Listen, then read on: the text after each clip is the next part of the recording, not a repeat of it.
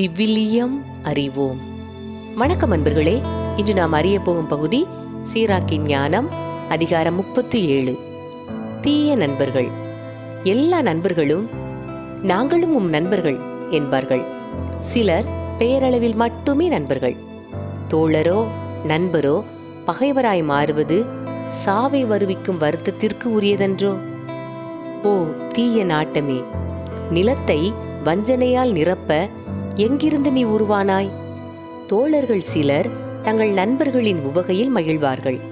துன்ப காலத்தில் அவர்களை எதிர்ப்பார்கள். வேறு சில தோழர்கள் வயிற்று பிழைப்புக்காக நண்பர்களுக்கு உதவுவார்கள்.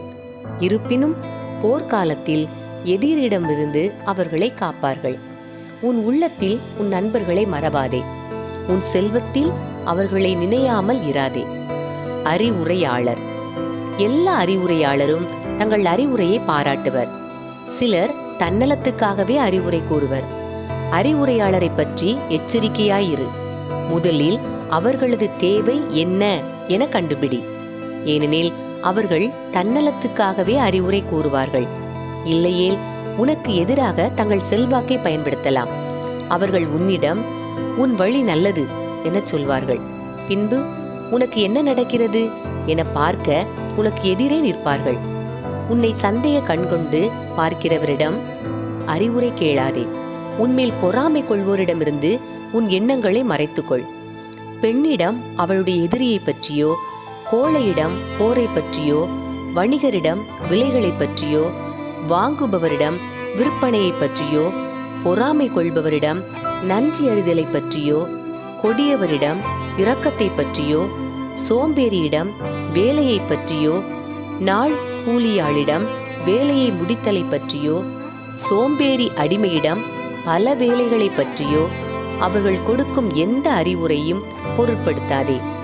இறைப்பற்றுள்ளவர்களோடு உனக்கு தெரிந்தவரை கட்டளைகளை கடைபிடிப்பவர்களோடு ஒத்த கருத்து உடையவர்களோடு நீ தவறினால் உன்னுடன் சேர்ந்து வருந்துபவர்களோடு எப்பொழுதும் இணைந்திரு. உன் உள்ளத்தில் அறிவுரையில் உறுதியாய் நில். அதைவிட நம்பத்தக்கது உனக்கு வேறு எதுவும் இல்லை. காவல் மாடத்தின் மேலே அமர்ந்திருக்கும் 7 காவலர்களை விட மனித உள்ளம் சில வேளைகளில் நன்கு அறிவுறுத்துகிறது. இவை எல்லாவற்றுக்கும் மேலாக உன்னத இறைவனிடம் மன்றாடு. அப்பொழுது அவர் உன்னை உண்மையின் வழியில் நடத்துவார். ஞானம். எண்ணமே செயலின் தொடக்கம். திட்டமிடல் எல்லா செயலாக்கத்திற்கும் முன் செல்கிறது. மனமாற்றத்தின் அடையாளம் 4 வகைகளில் வெளிப்படும். அவை நன்மை, தீமை, வாழ்வு, சாவு. இவற்றை இடைவிடாது ஆண்டு நடத்துவது நாவே. பலருக்கு நற்பயிற்சி அளிப்பதில் சிலர் திறமையுள்ளோராய் இருக்கின்றனர். தமக்கோ பயனற்றவராய் இருக்கின்றனர். நாவன்மை படைத்த சிலர் வெறுக்கப்படுகின்றனர். அவர்களுக்கு எவ்வகை உணவும் இல்லாமற் போகும். ஏனெனில் பேசும் வரம் அவர்களுக்கு ஆண்டவரால் கொடுக்கப்படவில்லை. அவர்களிடம் எவ்வகை ஞானமும் இல்லை. சிலர் தங்களுக்கே ஞானியராய் இருக்கின்றனர். அவர்களுடைய அறிவு கூர்மையின் பயன்கள் அவர்களது பேச்சில் வெளிப்படும். ஞானி தம் மக்களுக்கு நற்பயிற்சி அளிக்கிறார். அவருடைய அறிவு கூர்மையின் பயன்கள் நம்பத்தக்கவை. ஞானி புகழால் நிரப்பப்படுவார்.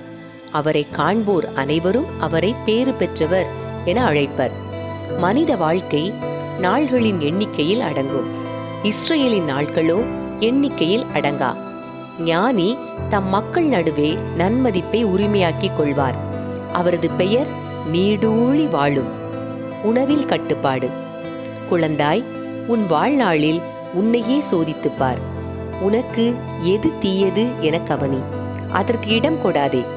எல்லாமே எல்லாருக்கும் நன்மை பயப்பதில்லை. எல்லாரும் எல்லாவற்றிலும் இன்பம் காண்பதில்லை. எவ்வகை இன்பத்திலும் எல்லை மீறி செல்லாதே. நீ உண்பவற்றின் மீது மிகுந்த ஆவல் கொள்ளாதே. மிகுதியாக உண்பதால் நோய் உண்டாகிறது. பேருண்டி குமட்டலை கொடுக்கிறது. பேருண்டியால் பலர் மாண்டனர். அளவோடு உண்போர் நெடுநாள் வாழ்வர். அன்பர்களே, இறை வார்த்தையோடு பயணித்தோம். இறைவனோடு நம் பயணத்தை தொடர்வோம்.